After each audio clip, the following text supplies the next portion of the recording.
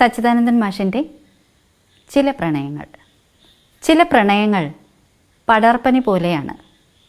ആദ്യമൊരു തുമ്മൽ, പിന്നെ ഉടലാകെ വേദന, പുറവും അകവും പൊള്ളുന്ന ചൂട്.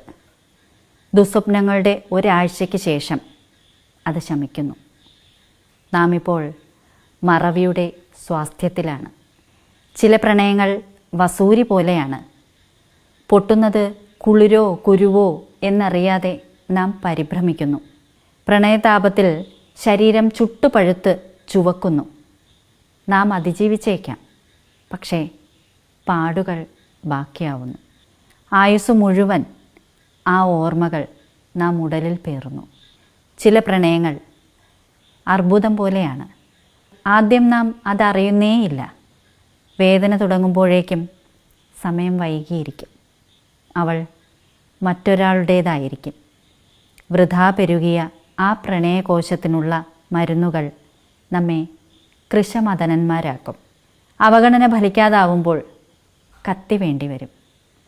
പിന്നെ ഒരവയവം നഷ്ടപ്പെട്ടവരെ പോലെ നാം മരിച്ചു ജീവിക്കുന്നു. പിന്നെയും അത് പടരുമ്പോൾ ഒരു മരക്കൊമ്പിലോ പുഴയിലോ കിളരമേറിയ മട്ടുപ്പാവിലോ ഒരു കൊച്ചു കുപ്പിക്കുള്ളിലോ നിന്ന് കൃപാലുവായ മരണം നമ്മെ പ്രലോഭിപ്പിക്കുന്നു. പ്രണയം നമ്മെ അതിജീവിക്കുന്നു. ചില പ്രണയങ്ങൾ ഭ്രാന്ത് പോലെയാണ്. നാം മുഴുവനായും ഭാവനയുടെ ലോകത്താണ്. മറ്റേയാൾ അതറിയുന്നു പോലുമില്ല. നാം പെറുപെറുക്കുന്നു, പാടുന്നു, ഒറ്റയ്ക്ക് ചിരിക്കുന്നു, കലഹിക്കുന്നു, അലഞ്ഞു തിരിയുന്നു. ചങ്ങലകൾക്കും വൈദ്യുതാഘാതങ്ങൾക്കും അതിനെ മെരുക്കാനാവില്ല. കാരണം അതൊരു രോഗമേ അല്ല, ഒരു സ്വപ്നാവസ്ഥയാണ്. അതിനാൽ അത് നക്ഷത്രങ്ങൾക്കിടയിലാണ്.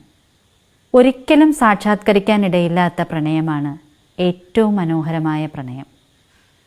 അത് അവസാനിക്കുന്നേയില്ല. ഒരിക്കലും സാക്ഷാത്കരിക്കാനിടയില്ലാത്ത പ്രണയമാണ് ഏറ്റവും മനോഹരമായ പ്രണയം. അത് അവസാനിക്കുന്നേയില്ല. രാധയുടേതുപോലെ.